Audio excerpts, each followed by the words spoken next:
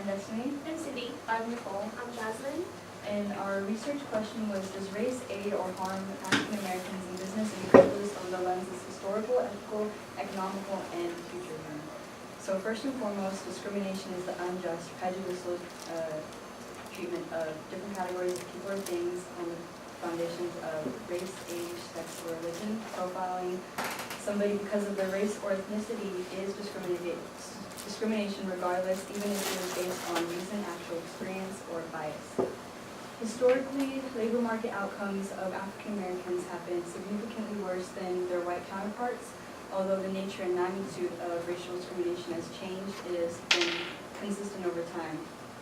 For much of U.S. history, African Americans have had to face strong obstacles such as slavery, segregation, and voting rights because of racial discrimination. One of the widest gaps in history was when the Great Depression occurred. African American employment soared over 50%, more than twice the rates of whites.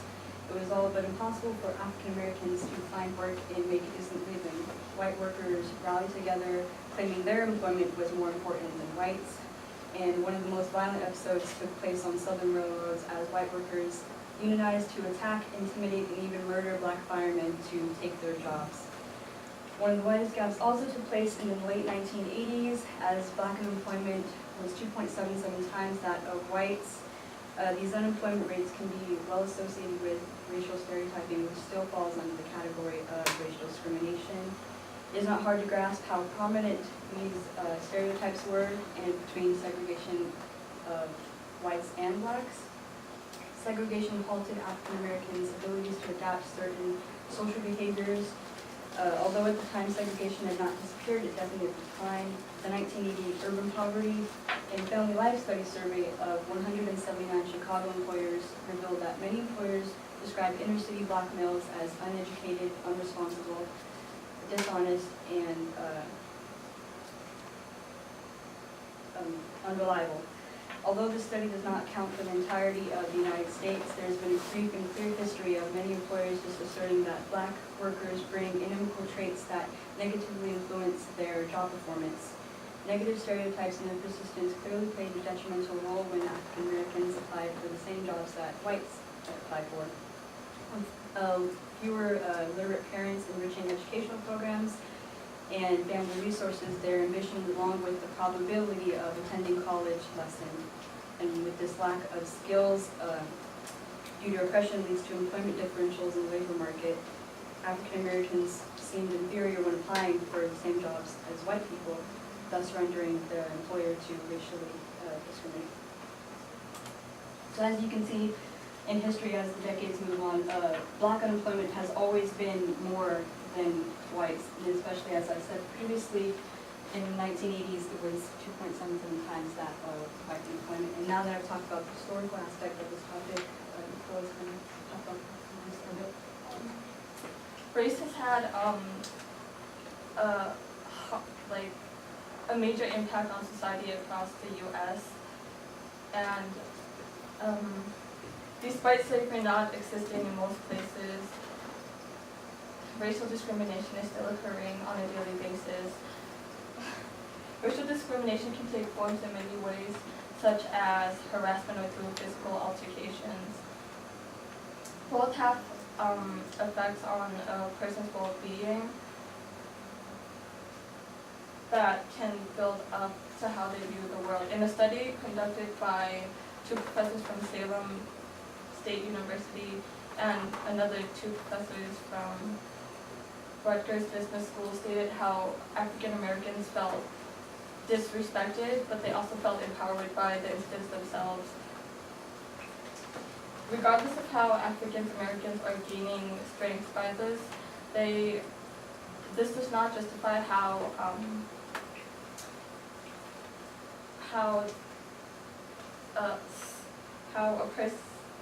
a person can think that they are superior to one another. Even with laws that does not allow discrimination, with future employees doesn't rule out the possibility of race being used to determine if someone is fit for a job compared to the amount of merit that employees that are facing racial discrimination are not going to speak up due to the possibility of losing their jobs or being branded as a liar. No. Molnathan and Bertrand conducted a field experiment on if racial discrimination is occurring in the labor market, which it is, and they conducted fake resumes to apply for help wanted advertisements. In this chart, white names have greater callbacks compared to African American names with lower callbacks. White names have an average of 66% compared to African American names combined. And since I've covered the ethical view, Jasmine will hand you guys the economic standpoint. Okay, well, recently African Americans have been charged guilty for many crimes without any solid evidence, and this all ties into how much companies trust African Americans after watching such news stories. According to the Bureau of Labor Statistics, the unemployment rate for African Americans was 23.7% in December 2015. However, the unemployment rate for Caucasians was 14.9% in 2015. Now, this astonishing difference in unemployment rates is due to racial discrimination present in the job market towards specifically African Americans. Some people usually believe that businesses discriminate against age as well. However, it's not true. A recent study done by the Center for Economic and Policy Research has shown that African American male college graduates are discriminated against the most in the job market. The Center for Economic and Policy Research also states that between 2007, immediately before the Great Recession, in 2013, the unemployment rate for Black recent college graduates nearly tripled, up 7.8% from 4.6% in 2007. They also discovered that more than 55.9% of employed Black recent college graduates were working underemployed, defined as working in an occupation that typically does not require a four-year college degree. And as we can see in this chart right here, that Black recent college graduates are at a 55.9% of an underemployment rate, while all college graduates are at a 45%.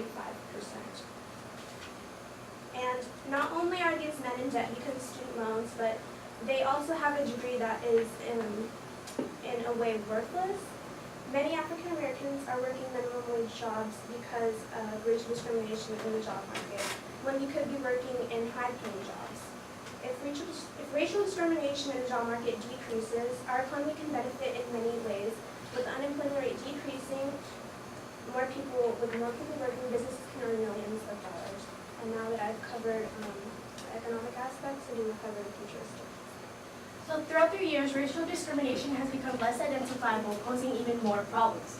Whereas 60 years ago, as Destiny had explained, racial discrimination was a clear act towards African Americans, its many new different forms may cause disruption in society. Though the future is uncertain because of the matter of influence and the way the people around us and us ourselves try to copy each other, it can result in the same ways. In other countries like Nigeria and Zimbabwe, they have their different cultural advances and influences as well. In a study done by Trading Economics, as you can see in this chart, from 2008 to 2012, the unemployment rates ranged from 5.8% to 23.9%, a very big increase.